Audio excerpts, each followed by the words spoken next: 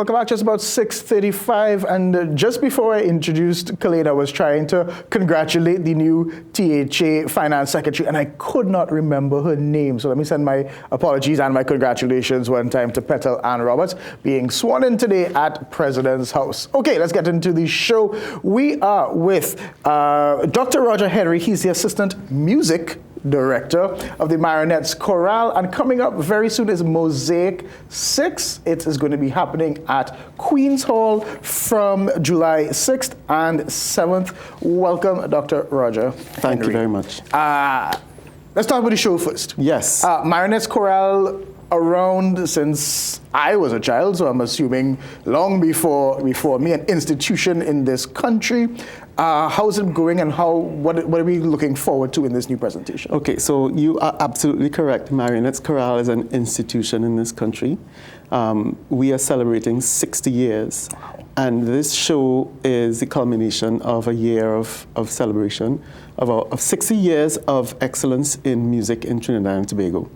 The choir has basically set the tone for stage presentations of choral music, and we are looking to move forward into the next 60 years. Right.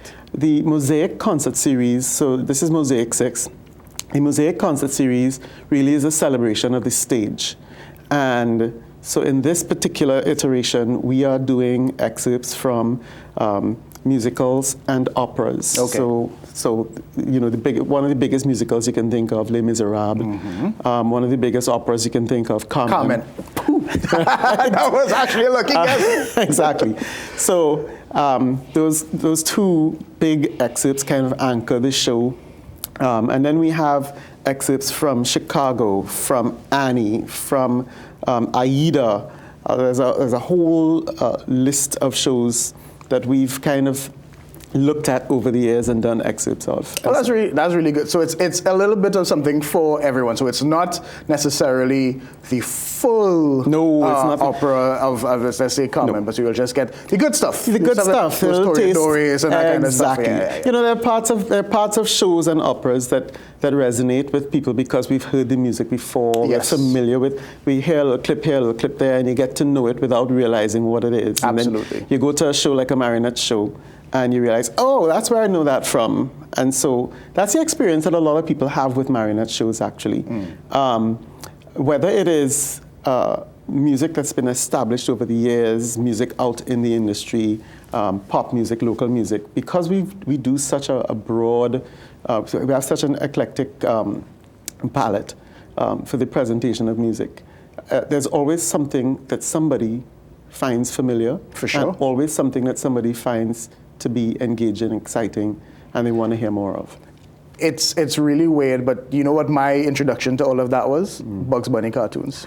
For a lot of people. A lot of people. Like, Bugs Bunny cartoons, it was so much, and you didn't realize it until I started playing, actually. Yes. And then I was like, I know this song. I know this song from Bugs, and you realize like it's all over, but you never actually, you may not know, well, this is the name of this song, or That's right. This is from Carmen, but you could hum the tune somewhere along the lines. So a perfect example of that for me is Habanera.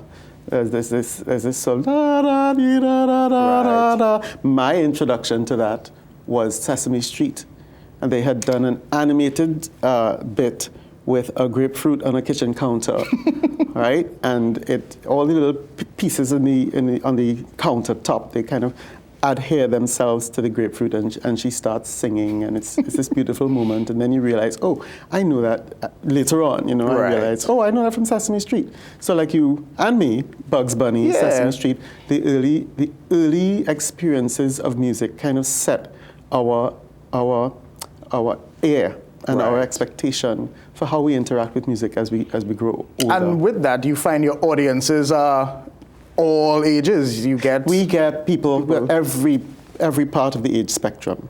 And the beautiful thing is that, when the Marionettes started, the audience was a broad audience. And the people who started coming to Marionettes concerts have been a kind of an extended community of the choir. And that community has grown and grown and grown over the years. And so people started bringing their sisters and brothers and nephews and neighbors, and then they started bringing their children and their children's friends, and then they started bringing their grandchildren. So there's always a new generation of people in the audience who come and they stay, right? And I think a great part of our appeal as an organization is not just that we are a choir, but we are an organization that caters to a need in our national space. For something that is really very natural, which is people singing together. Yeah. That is one of the most normal and natural things to do. And I'll tell you, the music that you get at a Marionettes concert is all live. You know, there's a trend nowadays with, you know, people doing a little bit of pre-recorded stuff and a little bit of support from a track and like that kind of stuff. You're all natural. We are all live music with live performers. Are you collaborating with the Philharmonic this time? Not at this time. Okay. There is a live orchestra. Okay. And for the Marionette shows, you know, there's a standing orchestra, a small ensemble. Let's not call it an orchestra. A standing ensemble of players that pull together from all different parts of the musical landscape. Let people know where they could get tickets, where they could find you all online. Marionetteschorale.com. You go to marionetteschorale.com and you can order your tickets online. You can book your seats online. That is the place to go. Is Greta Taylor still there? Oh yeah, Greta Taylor leads the Marionettes. She has led the Marionettes now for 50 years. And she's still going strong. Listen to me, Greta Taylor put a buff on me. Well, in a rehearsal you're not alone. Listen, just wasn't getting this part. I was playing the trumpet, I wasn't getting it. It was in Carmen, we were playing Carmen. Yes. And listen, the fear of Greta buffing me in that performance probably was one of my best performances. Well, you know, one of the things about Greta Taylor is that she has very high standards. Absolutely. Right? Things must be right, they must be exact. And I think that there's room for that still. You know, we've come into a time in Trinidad and Tobago where people, I don't think they have as much fidelity to exactness and, you know, striving after perfection. But I've grown up under people like Greta Taylor, like Cynthia Limack, like Pat Bishop, like Joyce Caesar. All of these people who, they were like, if the music is supposed to be cantabile, which means sweetly and singing, then make it so. Right. Right? Don't give me ponging out notes. Sing it sweetly.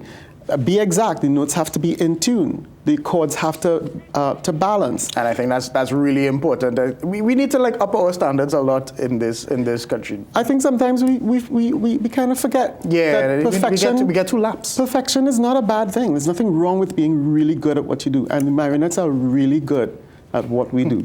I hear that. Dr. Roger Henry, thank you very much. And you can check out Mosaic 6, remember 6th and 7th of July at Queen's Hall, something that I used to go to as a child and will love to go back as an adult if time permits, but you should definitely check it out. Take your kids there. We're going to take a break. Be right back. Stay.